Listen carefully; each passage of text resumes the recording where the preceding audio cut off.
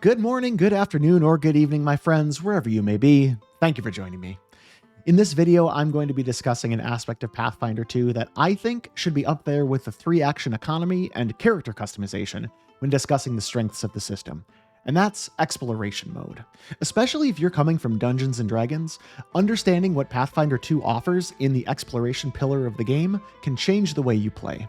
I also have a theory on why exploration mode is not talked about more, and that's because almost everyone, including me, including actual play shows and podcasts, hell, including the designers of the game when they publish adventures or stream their home games, we are all playing it wrong, or at least not playing it as it's written in the rules most of the time. But before I get into that and how I think we can fix it, let's talk about what exploration mode is according to the rules.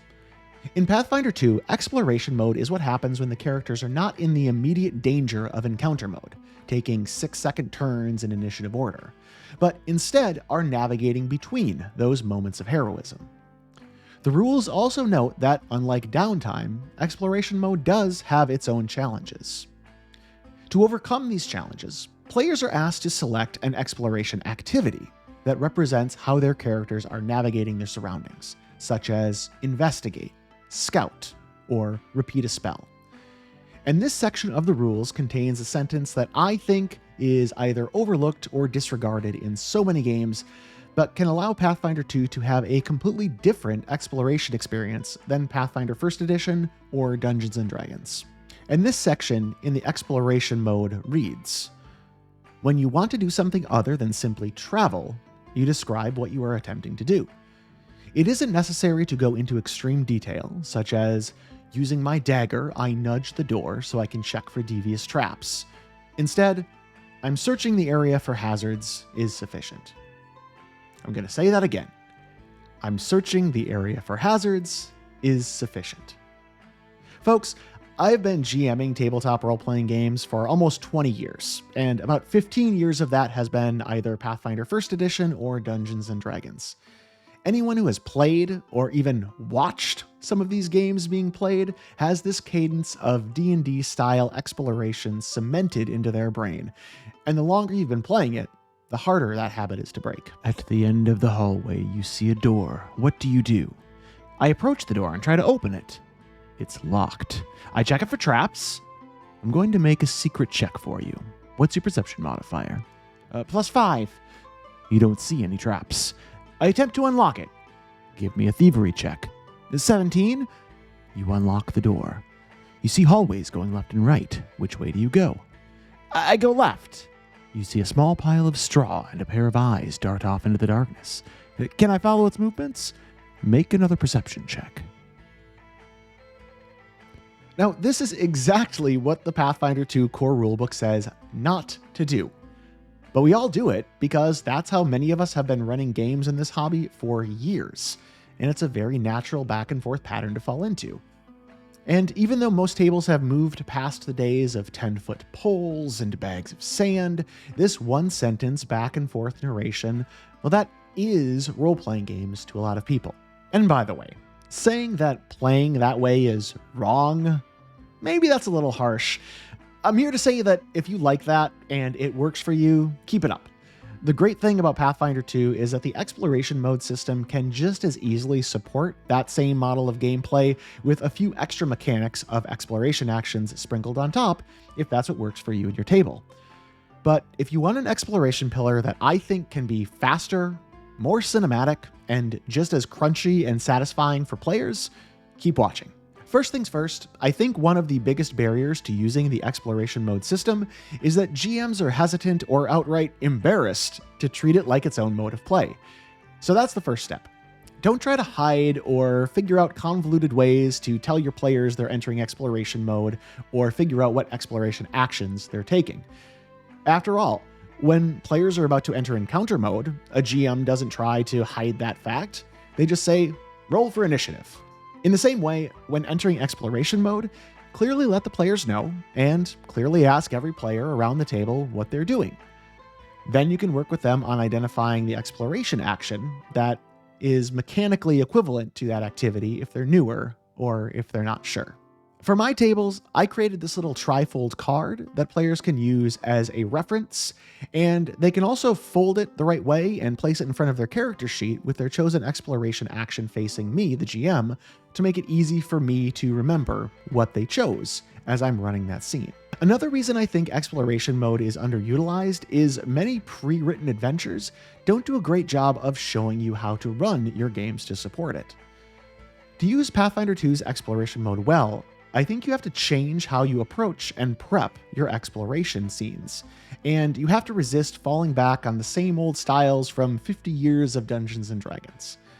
Here are 2 core concepts to keep in mind when you're prepping and writing. First, get used to talking more as the GM during these scenes, and have pre-written narration describing the journey rather than describing each individual room or each individual hallway of an environment.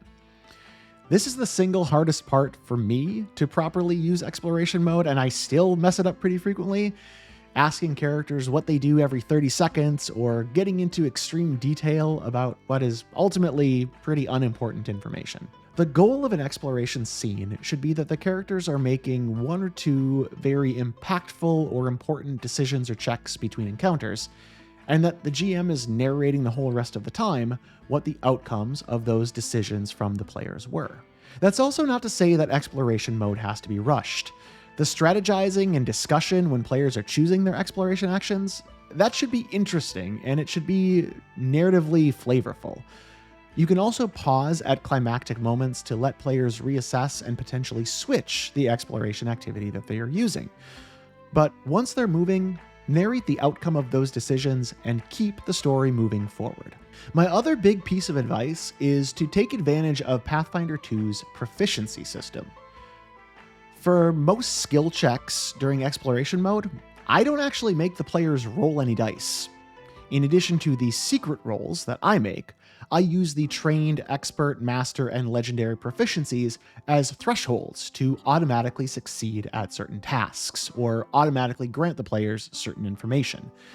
This is a great way to keep the excitement and tension of exploration mode once again moving forward, while still respecting character choices and their focus areas, whether those choices were on the skills that they took or the exploration activities that they chose.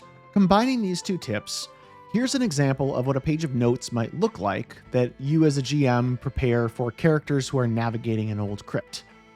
I note which exploration activities or proficiency thresholds automatically grant the player a piece of information or automatically let them overcome a challenge. I also note which exploration activities might grant the character the ability to make a skill check, like recall knowledge or perception. Only players who chose that specific exploration activity can make those checks. After defeating the kobold scouting party, we are back in exploration mode. What is your next goal? We want to continue searching the barrow to find the kidnapped goblin prince we were sent to rescue. I know the kobolds are masters of traps, so I want to keep an eye out for dangers as we move forward. All right, that sounds like you're using the search activity. You continue moving down the twisting corridor made of unworked stone, eventually arriving at a locked door. Keeping a keen eye out for traps and finding none, you can set to work unlocking it. What is your proficiency in thievery? I'm trained. In a few tense moments, you are able to slide the tumblers into place and continue down the hallway. You think you hear scratching coming from a fork in the tunnel to the left, so you continue down that hallway until you see a small pile of straw and a pair of eyes in the darkness. What's your perception DC? 15. Its hide check beats your perception, so you lose track of them down the tunnel. Knowing that you're not alone in this corridor, do you want to continue using the search activity to look for hazards? Or do you want to use a different exploration activity, such as Scout, to watch for other signs of an ambush? Remember to use skill checks for major events that might change the narrative, but otherwise, use proficiencies and exploration activities as thresholds, keep things simple, and moving towards the goal. I've got plenty more to say on exploration mode, including some tricky situations you might run into, but I've already talked enough for this video. If you have questions or issues that you've run into at your table trying to run exploration mode, leave a comment and I'll try to respond and potentially include it in a follow-up video on the topic. But until then, thanks for watching and take care.